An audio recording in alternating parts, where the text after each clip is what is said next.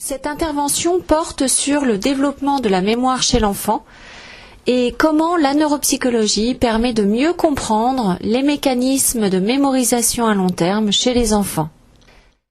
Pour cela, nous confrontons deux types de données. Des données cognitives dites comportementales, que nous obtenons à l'aide de tests, d'exercices pour lesquels nous recueillons des scores, des temps de réaction. Et nous utilisons également des techniques telles que l'oculométrie qui nous renseignent plutôt sur les stratégies d'exploration visuelle d'une information donnée, comme des scènes par exemple. Donc nous confrontons ces données comportementales à des données d'imagerie, en électroencéphalographie par exemple, qui nous renseignera davantage sur le décours temporel des mécanismes cognitifs que nous mettons en jeu lorsque nous réalisons une tâche donnée. D'autres techniques d'imagerie, telles que l'IRM, l'imagerie par résonance magnétique, anatomique, nous renseignera cette fois-ci sur la morphologie du cerveau. L'IRM fonctionnel au repos nous fournira des informations plutôt sur l'état de base du cerveau lorsque nous réalisons aucune activité, donc ce qui nous encourage à nous centrer davantage sur nous-mêmes, donc des processus plutôt introspectifs. Et l'IRM fonctionnel dit d'activation qui nous permet de visualiser les réseaux qui sont impliqués dans une tâche cognitive donnée. Donc à ces différentes techniques, il est possible également d'ajouter l'IRM du tenseur de diffusion qui fournira des renseignements sur la tractographie des faisceaux de substances blanches. Avant d'aborder le développement de la mémoire chez l'enfant, il est indispensable de mieux comprendre le phénomène de maturation cérébrale.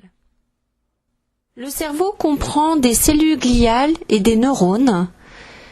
Les corps cellulaires de ces neurones, l'arbre dendritique et certaines cellules gliales forment ce que l'on appelle la substance grise. Cette substance qui apparaît donc plus grisâtre lorsqu'on l'observe au microscope. Cette substance grise constitue l'écorce de notre cerveau, ce qu'on appelle également le cortex cérébral, mais il ne faut pas oublier les structures sous-corticales qui existent également. Cette substance grise est associée à ce qu'on appelle la substance blanche, qui est constituée de ces faisceaux d'axones myélinisés et qui permet la connexion entre les différentes régions cérébrales. La maturation de la substance grise est différente de la maturation de la substance blanche. Le pattern de développement du volume de substance grise suit une courbe en U inversée, avec tout d'abord une prolifération synaptique qui va être suivie d'une phase d'élagage, où seules les connexions synaptiques qui sont intégrées dans un circuit neuronal fonctionnel seront conservées. Les autres vont disparaître. C'est ce que Changeux appelait un phénomène de stabilisation sélective. Ce phénomène d'élagage est à la fois régi par des phénomènes génétiques, mais aussi environnementaux. Ces deux interagissant au cours du développement cérébral. Ce phénomène n'est pas homogène sur l'ensemble du cerveau. En effet, les régions primaires, telles que les régions motrices ou sensorielles, vont être matures plus tôt que des régions associatives de haut niveau, telles que les régions frontales, qui vont être matures beaucoup plus tard. Aussi, sur cette diapositive, est illustré le pattern de développement du volume de substance grise en fonction des lobes cérébraux. Donc, nous pouvons observer des patterns différents selon que nous considérons le cortex pariétal ou encore occipital, temporal et enfin frontal. on peut voir que la maturation cérébrale s'opère encore tardivement. En revanche, si nous regardons maintenant le pattern de développement de la substance blanche, eh bien ce pattern est plus linéaire, augmentant progressivement tout au long de l'enfance et l'adolescence. Toutefois, ce pattern est sensiblement différent d'un faisceau à un autre. L'ensemble fait que le cerveau, chez l'enfant, est doté d'une très grande plasticité, mais il ne faut pas oublier qu'il existe une plasticité tout au long de la vie.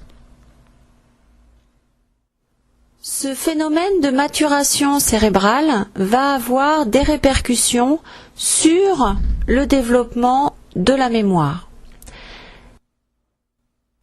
Le développement de la mémoire chez l'enfant, il est également important de considérer les 3 étapes de mémorisation, à savoir l'encodage, le stockage ou la consolidation et la récupération. Il est possible d'agir sur ces différentes phases. Prenons par exemple l'encodage, c'est-à-dire lorsque nous orientons la perception d'un enfant, l'attention, nous allons donc modifier l'encodage en mémoire. Si l'encodage est intentionnel, donc l'enfant va faire l'effort de mémoriser, ou incident, c'est ce qui nous arrive la plupart du temps, donc nous retenons des informations sans le faire de manière volontaire, donc les performances seront également différentes. Et enfin, un autre exemple, il est possible de manipuler ces différentes informations à encoder, ce qui entraînera également des traces mnésiques différentes. Donc nous pourrons agir sur l'encodage et c'est ce que nous reprendrons après dans les diapositives suivantes. De la même manière, l'encodage aura un effet direct sur les mécanismes de récupération puisqu'il va fournir des indices qui pourront être réutilisés pour aller rechercher l'information en mémoire. Là encore, la récupération peut être implicite, automatique ou au contraire explicite, volontaire. Le rappel peut se faire de manière spontanément, ce qu'on appelle nous en psychologie expérimentale le rappel libre, mais il peut aussi s'appuyer sur un indice ou tout simplement être réalisé à partir d'une tâche de reconnaissance où on va demander à l'enfant de préciser, d'identifier les informations qu'il a mémorisées par rapport aux autres, donc nouvelles. Ces mécanismes d'encodage et de récupération vont faire appel à la mémoire de travail et aux fonctions exécutives extrêmement sollicitées. Par ailleurs, toute étape de récupération constitue un nouvel épisode d'encodage qui va permettre de modifier la trace, de l'enrichir et par ce jeu d'encodage-récupération, l'information va être consolidée en mémoire.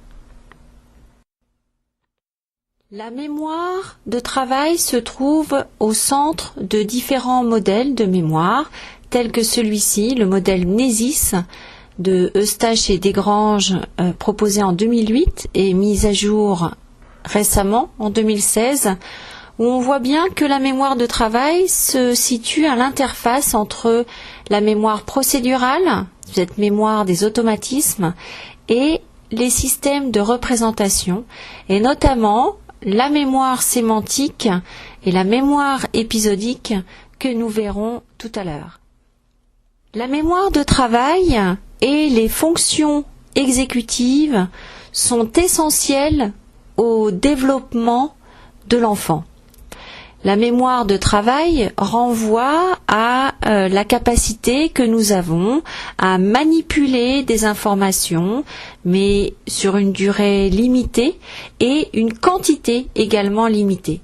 Alors que les fonctions exécutives sont des fonctions de haut niveau qui nous permettent de nous adapter au quotidien et notamment dans des situations où les routines deviennent insuffisantes.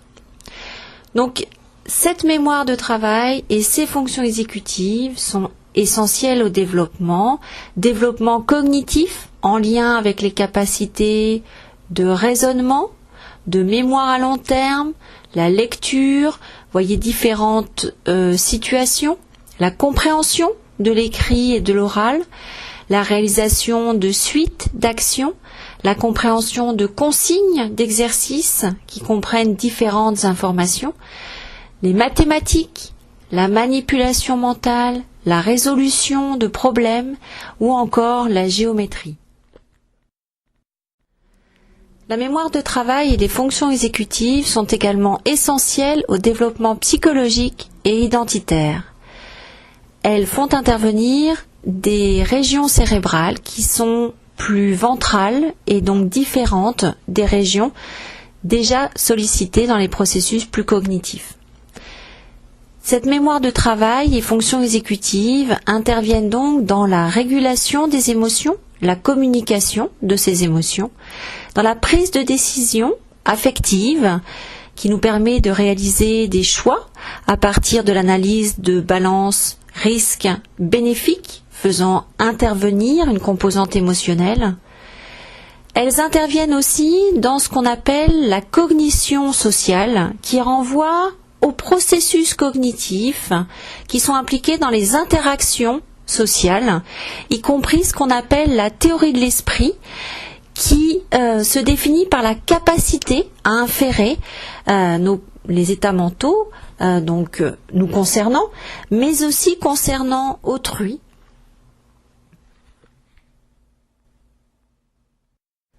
La mémoire de travail et les fonctions exécutives vont se développer à partir de la première année jusqu'à la fin de l'adolescence. Dès la première année, on peut observer des capacités précoces d'association, par exemple ici entre un visage et un paysage, donc association mesurée grâce à la technique d'oculométrie. D'autres compétences également, comme les capacités d'inhibition, que nous pouvons observer là aussi très précocement, mais globalement, les fonctions exécutives restent indifférenciées jusqu'à la fin de la période préscolaire, entre 3 et 5 ans, puis vont émerger progressivement ces fonctions de plus en plus spécialisées, l'inhibition qui va se renforcer, la flexibilité mentale qui va émerger mais qui va se consolider jusque très tard, donc la capacité à passer d'une information à une autre, les capacités de planification et d'autres fonctions encore au-delà de 10 ans, la mise à jour notamment. Concernant la mémoire de travail et plutôt en termes de capacité de manipulation et de stockage d'une petite quantité d'informations, eh bien, cette capacité de stockage va évoluer jusqu'à 8, 10, 12 ans pour atteindre un plateau autour de 12-14 ans. En revanche, les capacités de manipulation vont continuer à évoluer tout au long de l'adolescence et en lien avec le développement des fonctions exécutives. Aussi, des difficultés de mémoire de travail vont se manifester par un manque de concentration, des difficultés à retenir une consigne, à manipuler des informations, à changer de consigne, ou encore à estimer le temps nécessaire pour réaliser un exercice. Et un autre exemple concernant l'impulsivité qu'on peut observer chez certains enfants. Ces difficultés de mémoire de travail peuvent être dues à une pathologie, mais aussi au développement donc de ce système de mémoire. C'est pourquoi il est important de tenir compte du développement de la mémoire de travail, des fonctions exécutives dans l'utilisation des stratégies. Et notamment, ce n'est pas parce que les enfants utilisent une stratégie qu'elle sera efficace, et son efficacité peut également être directement liée au niveau de maturité du fonctionnement exécutif.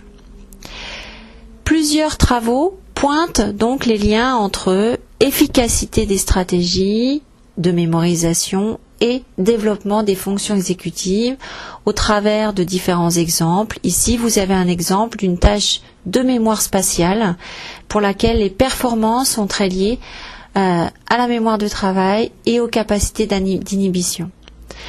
Aussi, pour soutenir le fonctionnement de la mémoire de travail, il sera important de fractionner les consignes, limiter les informations, identifier les informations qui seront pertinentes, fractionner les étapes de traitement, apporter des supports par exemple, mais bien d'autres stratégies encore.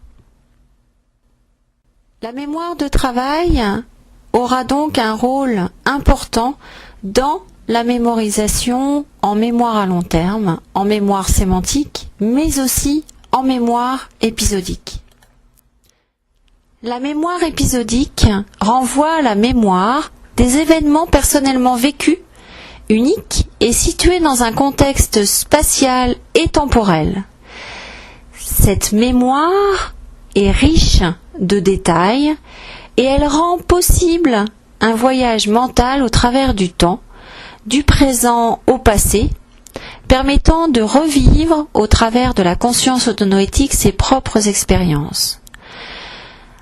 À cette composante donc passée, il faut y associer la composante future, puisque cette mémoire épisodique nous permet également de se projeter dans le temps pour organiser donc nos actions à venir.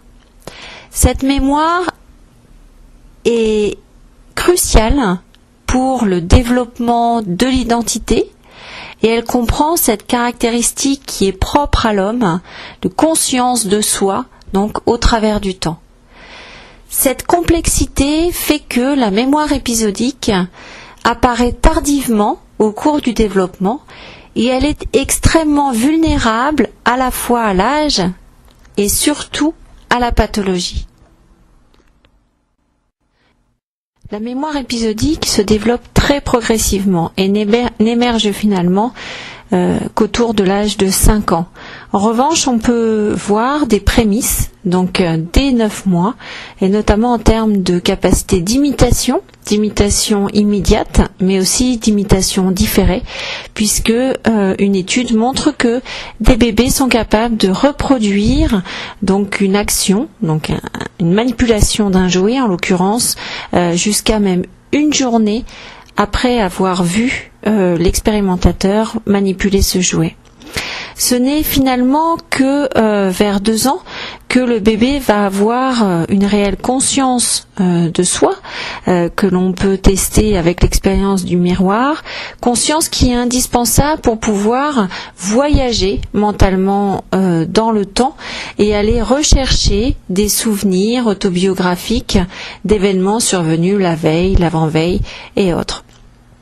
Cette conscience n'émerge donc qu'autour de 2 ans et à peu près à cet âge, entre 2 et 4 ans, eh bien le petit va être capable de manipuler des représentations mentales en dehors de leur perception. C'est ce que nous appelons la conscience noétique qui est à l'origine de la capacité à manipuler ces représentations, donc de nouveaux concepts en mémoire. À cette même période, on parlera de mémoire événementielle ou mémoire des événements, c'est-à-dire que ces enfants sont capables de rappeler des fragments d'événements survenus la veille ou avant, mais différemment d'un adulte. C'est-à-dire que le contexte particulier, qu'il soit temporel ou autre, sera plutôt négligé. L'ordonnancement sera difficile et donc l'enfant, même s'il est capable de rappeler des fragments donc de souvenirs de façon extrêmement détaillée, il ne pourra par exemple pas être capable de dire ce qui s'est passé avant, après, les personnes présentes, etc. Donc recontextualiser véritablement l'événement. Et ce n'est qu'autour de 5 ans qu'émergera la mémoire épisodique telle qu'on l'observe chez l'adulte, avec une capacité donc à voyager mentalement dans le temps, qui est sous-tendue par cette conscience de soi, mais en intégrant cette dimension temporelle, conscience de soi aujourd'hui, mais qui est le même soi qu'hier, avant-hier, et qui le sera également demain ou des années plus tard. À cette même période, les enfants sont capables donc de faire un lien entre l'événement, la connaissance, le rappel d'une information particulière et l'origine ou la source de cette information. Et donc, grâce à ces compétences, on va voir émerger véritablement la mémoire épisodique dans toute sa complexité. Pendant cette même période, donc entre 0 et 4-5 ans, on observera donc ce qu'on appelle une amnésie infantile, qui sera dense entre donc 0 et 2 ans et beaucoup plus parcellaire, donc jusqu'à 5 ans. Plusieurs hypothèses ont été formulées pour expliquer ce phénomène d'amnésie infantile. La première, la neurogénèse, est une hypothèse relativement récente qui met en avant la neurogénèse qui est extrêmement importante dans les premières années de vie dans la région hippocampique. Et cette neurogénèse va finalement rendre toute trace mnésique extrêmement labile. La création de nouveaux neurones va effacer les traces qui viennent d'être créées donc et associées aux neurones précédents. Et donc cette neurogénèse va donc perturber finalement l'ancrage des souvenirs en mémoire.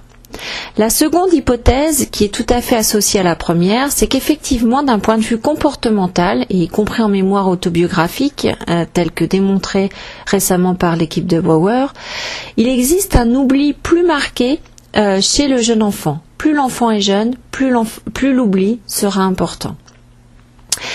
La troisième hypothèse que nous pouvons formuler concerne la verbalisation.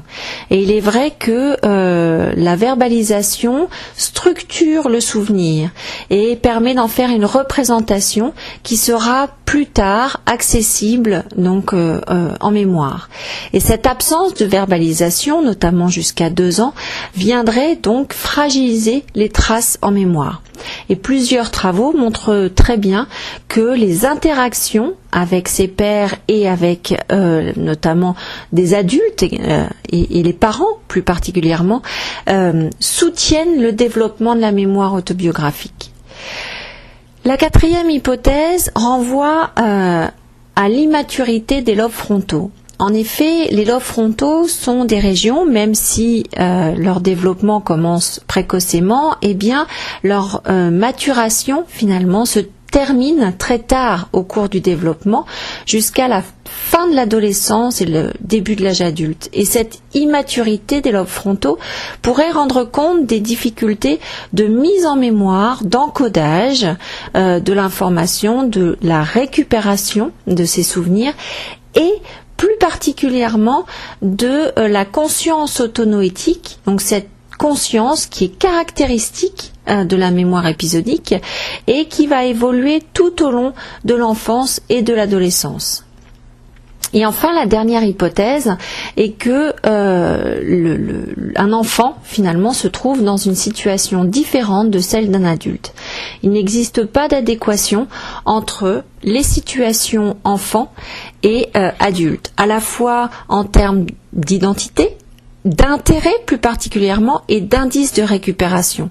Et donc si on reprend le schéma précédent mettant en lien l'épisode d'encodage avec l'épisode de récupération, si une fois adulte nous avons une représentation qui est différente du monde et une personnalité qui peut aussi qui peut avoir évolué, eh bien nous aurons du mal à trouver des indices de récupération que nous aurions pu créer quand nous étions enfants. Cette inadéquation entre enfants et adultes va venir biaiser, gêner la récupération du souvenir. La mémoire épisodique va continuer à se développer, donc depuis l'âge de 5 ans jusqu'à l'âge adulte, et différentes études, dont celle-ci, montrent bien une évolution tout au long de l'enfance et de l'adolescence de cette mémoire donc épisodique. Cette mémoire, telle qu'on peut la tester ici, avec une tâche dite de laboratoire, évolue entre 6 et 10 ans, de façon globalement linéaire, si nous confondons les différentes composantes de la mémoire épisodique, ici à savoir le quoi, le où et le quand. Mais si nous regardons plus précisément le développement de chacune de ces composantes, nous pouvons voir que le profil est différent et plus particulièrement le quoi, qui va avoir une évolution modérée mais continue jusqu'à une dizaine d'années, le où, qui lui aura plutôt une augmentation linéaire et qui va se poursuivre au-delà de 10 ans, et le quand qui va avoir une augmentation rapide des performances, donc un décrochement entre 9 et 10 ans, avec une phase plutôt dite de plancher avant 9 ans. Donc, ce paradigme a pour intérêt de montrer que ces différentes composantes qui réunies sous-tendent la mémoire épisodique, eh bien, évoluent différemment au cours du développement. Cette mémoire épisodique est également sous-tendue par la maturation d'un large réseau cérébral. Et les travaux que nous avons réalisés montrent notamment donc l'implication de différentes régions, et notamment des régions frontales, des régions temporales, mais aussi cet hippocampe dont nous avons parlé tout à l'heure dans le cadre de l'amnésie infantile. Et donc ces capacités de mémoire épisodique et ici donc d'intégration multimodale, le quoi, le où, le quand, eh bien semblent liées à la maturation d'un large réseau.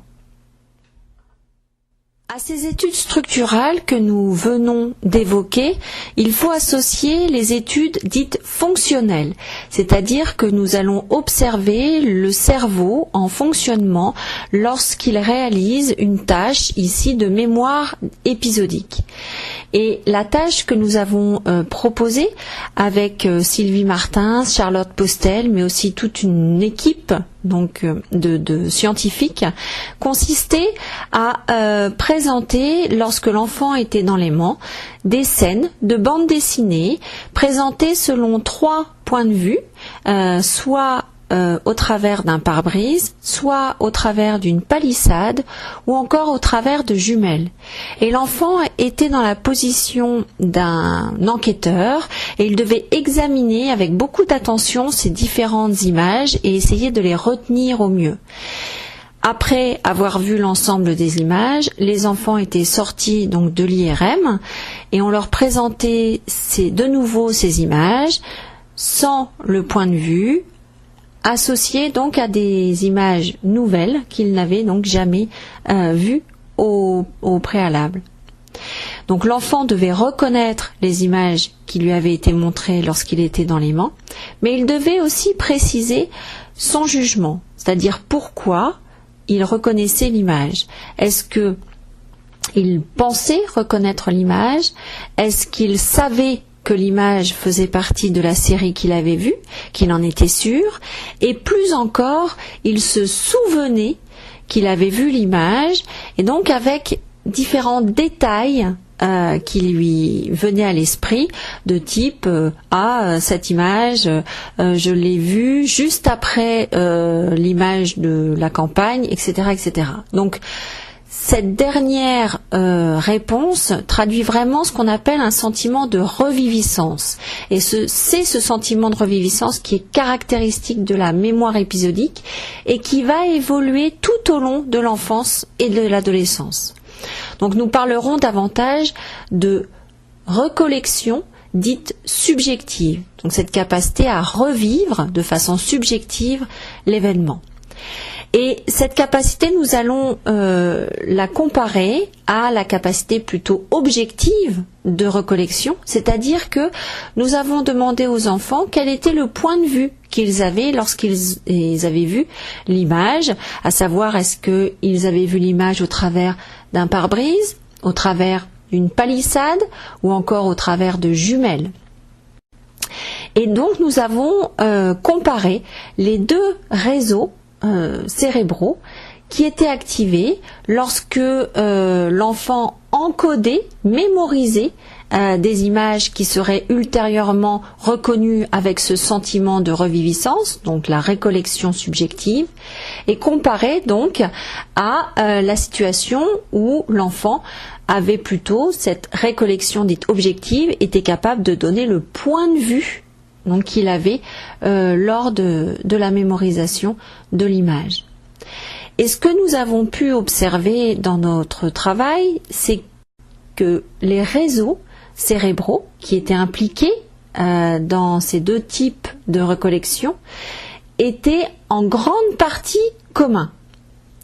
En revanche, les analyses qui ont été réalisées ensuite montrent que les interactions entre le cortex cérébral, donc le manteau cérébral, et l'hippocampe sont différentes. En effet, les analyses de connectivité qui ont été réalisées par Charlotte Postel montrent bien que les interactions entre l'hippocampe et les régions postérieures, d'une part, sous-tendent la capacité à rappeler de manière objective, donc les points de vue, alors que les interactions entre l'hippocampe et les régions plutôt antérieures, ces régions dites frontales, eh bien elles sont plutôt impliquées dans la capacité à revivre de manière subjective l'épisode d'encodage.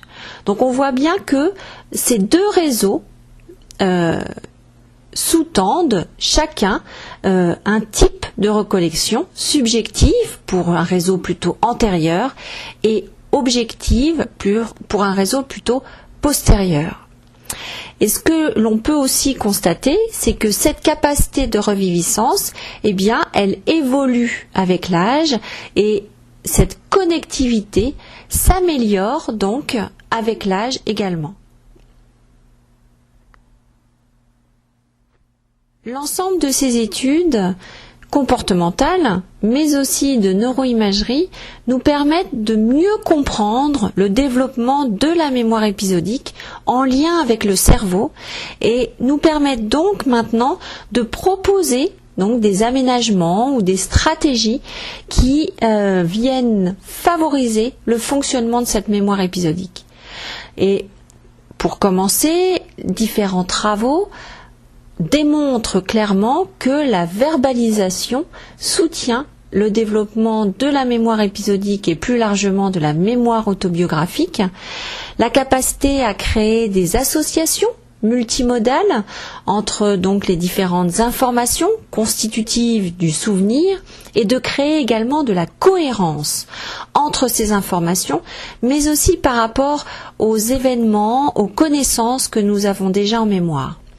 Ce qui m'amène donc à parler des connaissances sur l'événement. Il est vrai qu'un souvenir sera mieux ancré si l'enfant possède déjà des connaissances sur les événements. Et donc, s'il est capable également d'imaginer, d'anticiper l'événement pour finalement ancrer davantage ce qu'il va vivre dans un second temps. L'effet de l'action est également bien connu, c'est-à-dire que le fait de manipuler, l'information, le fait d'être moteur, au-delà d'être acteur, mais véritablement moteur dans l'événement, va favoriser donc l'ancrage du souvenir.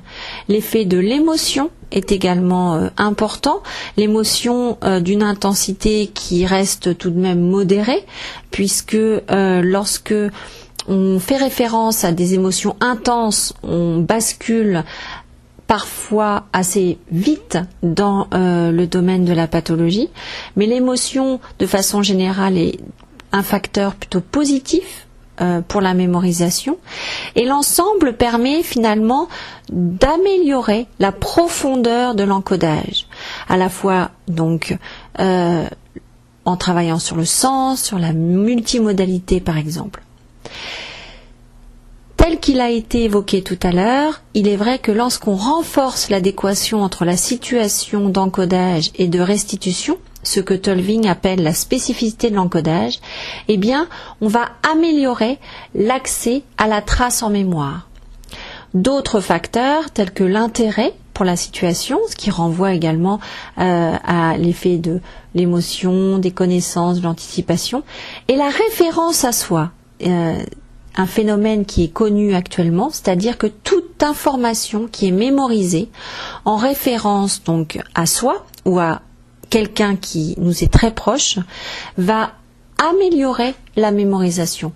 Donc ce sont ces différents facteurs qui viennent donc influencer, donc dans le bon sens du terme, le fonctionnement de la mémoire épisodique. Il en existe également d'autres. Et ce qu'il faut garder en mémoire justement, c'est qu'un souvenir reste une reconstruction qui rend ce souvenir modifiable en fonction donc de l'état psychologique dans lequel nous sommes notamment, et donc que les faux souvenirs traduisent dans une certaine proportion un phénomène tout à fait normal. La mémoire épisodique est en étroite relation avec la mémoire sémantique, avec nos connaissances générales. Et c'est ce que nous avons montré tout à l'heure. Dès l'encodage, la formation de souvenirs en mémoire épisodique, nous mobilisons des connaissances sémantiques. Mais en retour, les souvenirs épisodiques, par notamment un phénomène de sémantisation, viennent en fait alimenter notre stock de connaissances sémantiques.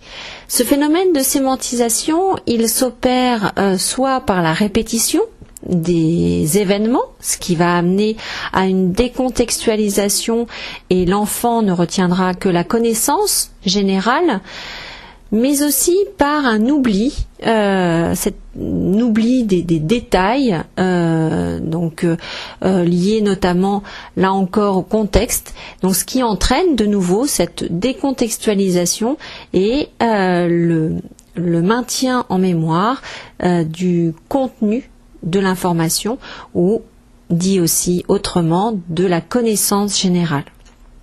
Donc cette mémoire sémantique, elle renvoie aux connaissances générales que nous avons sur le monde, des connaissances culturelles, autobiographiques, lexicales, etc. Et elle est sous-tendue par ce que l'on appelle la conscience noétique, que nous avons déjà évoqué tout à l'heure, cette conscience de l'existence du monde et des objets, des événements, des invariants, et qui nous permet donc de manipuler ces représentations mentale, indépendamment de la présence donc des objets, par exemple. Aussi, la neuropsychologie va contribuer à identifier des facteurs qui vont favoriser l'acquisition et la consolidation de nouvelles connaissances. Et notamment le fait de rendre donc l'enfant progressivement acteur, donc de s'engager activement dans l'apprentissage, va soutenir donc la mémorisation, ce qui a été montré notamment dans le syndrome amnésique, mais ce qui est bien connu aussi dans le domaine de l'éducation, au-delà de la pathologie. La fréquence d'exposition, là aussi, qui est extrêmement classique, qui va avoir un effet immédiat. Donc le fait de répéter l'information va aider l'enfant donc à décontextualiser et à créer ces nouvelles connaissances, telles qu'on pourra le voir dans la vidéo suivante. Est-ce qu'il faut faire de grains de de blé. Bah, si tu dessines ce que tu as vu, alors c'est pas moi qui vais te dire ce que tu as vu. Qu'est-ce que tu as vu? Tu peux y retourner si tu veux. Multiplier les modes de mémorisation et de restitution va permettre de faire varier donc des contextes d'utilisation et de ce qu'on appelle en fait la généralisation. Donc la capacité à utiliser cette nouvelle connaissance dans différentes situations. Et là encore, c'est ce que nous verrons tout de suite dans la vidéo. Oui, tu es toujours d'accord avec ce que tu as dit là? Tu penses quoi, toi? Moi, je pense que les vers de terre ne mangent pas les blés. Ils mangent pas les graines. Ben alors donc c'est bien, c'est que non.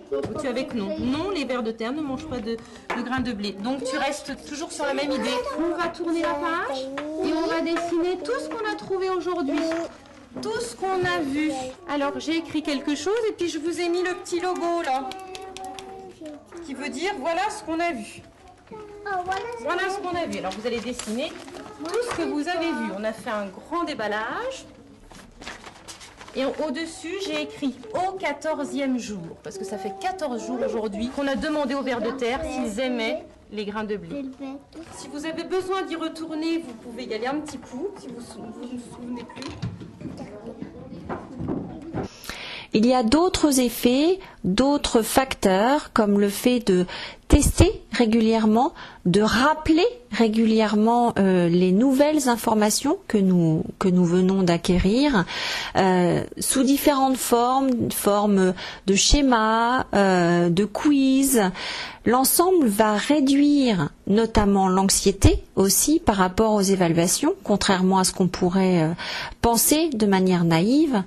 Et le travail de Agarwal en 2014 montre bien que cette pratique de la répétition, au-delà de consolider le nouveau vocabulaire, les nouvelles connaissances, va aider aussi les étudiants à se préparer aux différentes évaluations, à la révision et également d'un point de vue finalement métacognitif à réfléchir sur l'état actuel de leurs connaissances, de faire le point sur ce qu'ils savent et de modifier leur stratégie pour mémoriser ce qu'ils ont encore à retenir.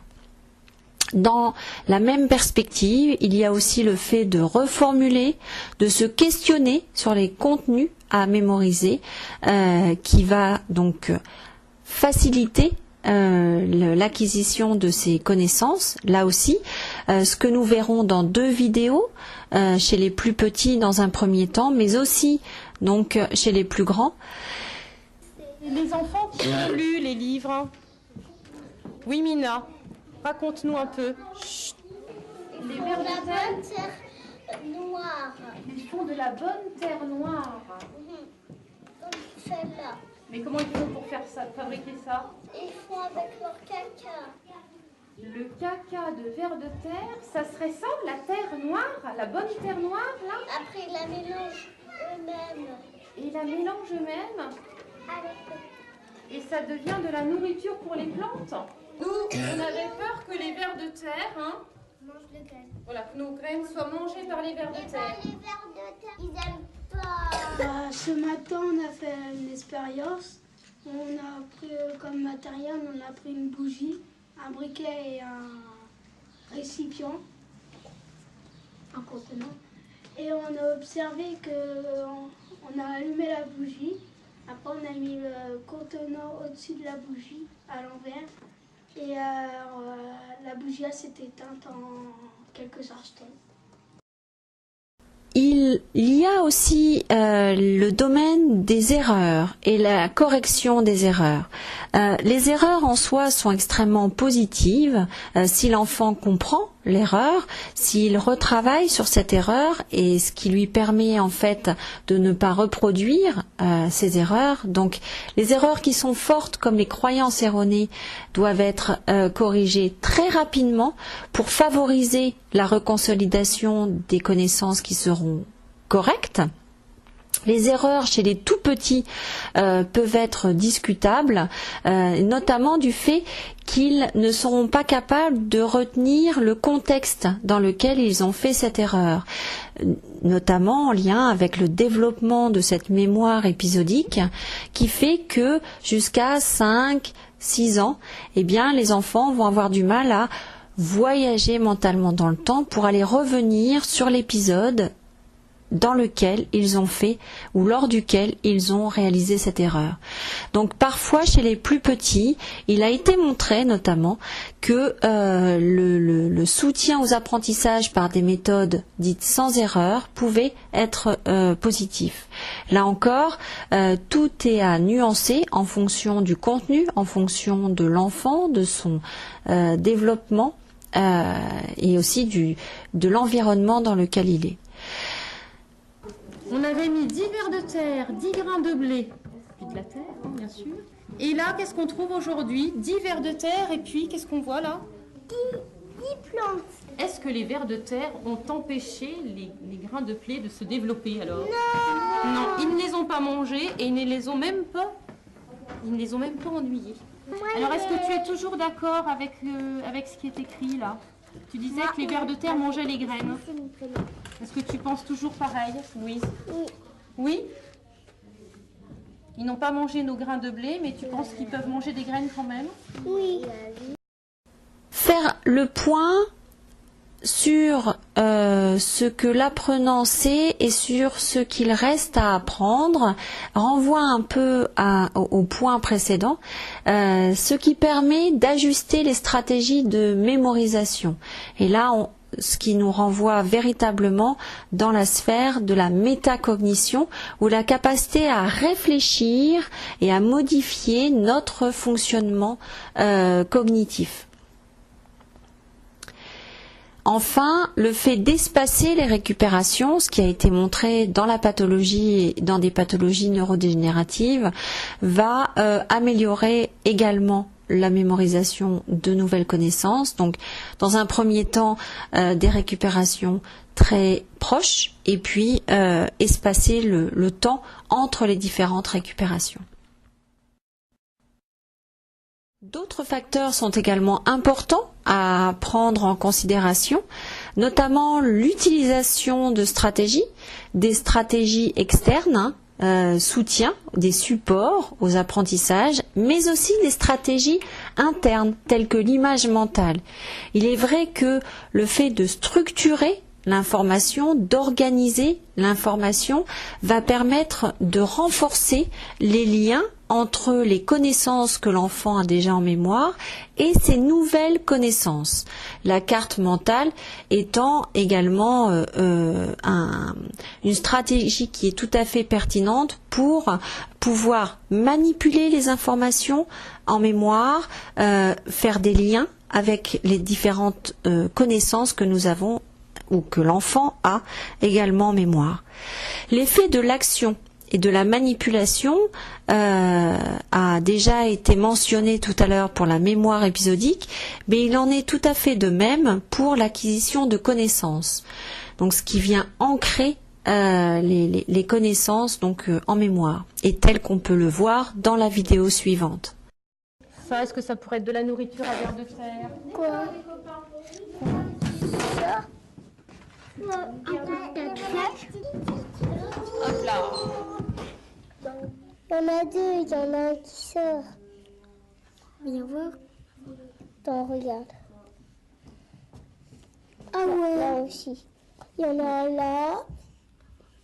Touche pas, ça va te piquer, c'est du mille-pattes. En lien maintenant avec la mémoire de travail, il est vrai que de nouveau, limiter les informations en essayant de pointer les informations qui sont les plus importantes à mémoriser est également tout à fait pertinent, là aussi connu dans le domaine de l'éducation, et tel qu'on peut le voir dans la vidéo suivante. Ils ont mangé les graines? Non. Ne mange pas ils n'ont pas mangé nos grains de blé. On le note que les vers de terre n'ont pas embêté les plantes parce qu'il faudra le dire aux copains. Est-ce qu'on le dit aux copains ça? Oui. Bon, Oui. c'est des idées que vous avez. Oui. Bon, on les communiquera aux copains tout à l'heure. l'ensemble permet de renforcer les liens entre ces nouvelles connaissances et les connaissances existantes. Et ce qu'on appelle l'élaboration, c'est-à-dire le fait d'utiliser les connaissances que nous avons déjà en mémoire pour tisser des liens avec les nouvelles connaissances, pour donner du sens aux nouvelles connaissances. Et c'est aussi ce qui est illustré dans la vidéo suivante. La durée de la bougie va durer plus longtemps. Comment on va vérifier ça? Avec quels outils? Avec quels moyens? Comment on va s'y prendre? Et moi, ce que je vous propose, c'est maintenant, dans chaque groupe, vous réfléchissez, comment on va s'y prendre. D'accord? Comment on peut prouver ça? Comment on peut faire la démonstration? Dans cette même démarche d'ancrage des connaissances en mémoire, le fait de poser des questions avant l'apprentissage peut être tout à fait pertinent, tenant compte du matériel que nous avons à mémoriser ou que les enfants ont à mémoriser, et notamment cet effet serait plus important pour du matériel visuel que du matériel verbal. Et toutefois, cela reste encore à approfondir, mais ouvre une piste qui est intéressante. Donc, questionner les enfants sur ce qu'ils vont mémoriser, sur l'état de leurs connaissances au préalable, et sur les nouvelles connaissances qui vont être manipulées ensuite.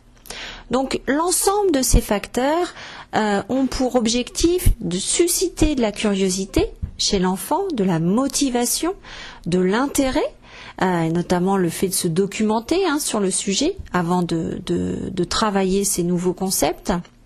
Et ce qui va aussi participer à donner ou à renforcer la confiance en soi, et ce qui est extrêmement important dans les apprentissages.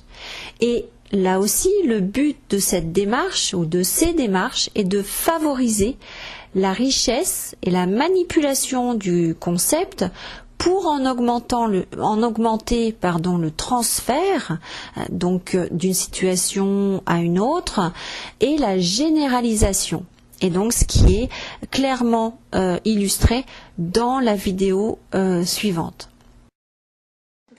Pour mesurer les différentes tailles, entre guillemets, de ces contenants. Avec un bécher? Comment ça, avec un bécher? On met de l'eau dedans jusqu'à ras-bord, et puis après on mesure avec le bécher. Donc on mesure quoi en fait? On mesure la contenance. On sait faire ça ou pas? Oui. Bah alors? Si on faisait ça? Peut-être.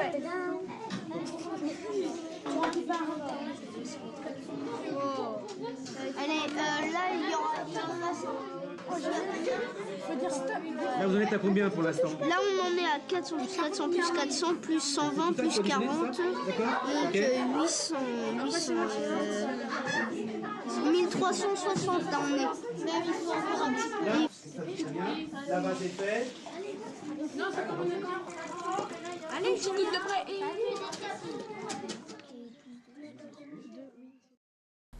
Et tel que Brown et Rediger ont pu l'évoquer dans leur livre en 2014, il est vrai que quand l'apprentissage est facile, il peut être superficiel et vite oublié. Et donc les difficultés nous poussent finalement à travailler en profondeur et améliorent la mémorisation. Les difficultés sont donc perçues comme positives et permettent de manipuler davantage l'information pour l'ancrer au mieux dans notre mémoire. Les travaux sur le neurodéveloppement de la mémoire, donc chez l'enfant, ne peuvent être réalisés qu'en collaboration avec différents collègues spécialistes de l'enfant, et à Caen, plus particulièrement donc le centre ressources autisme et le service de psychiatrie de l'enfant et de l'adolescent, avec différents collègues de l'unité 1077 avec lesquels je travaille sur ces thématiques, mais aussi avec des pédagogues et la direction donc des services départementaux de l'éducation nationale, donc en l'occurrence ici du Calvados, avec qui j'ai pu échanger et qui nous a amené avec Francis Eustache à proposer ce livre, donc la mémoire au cœur des apprentissages.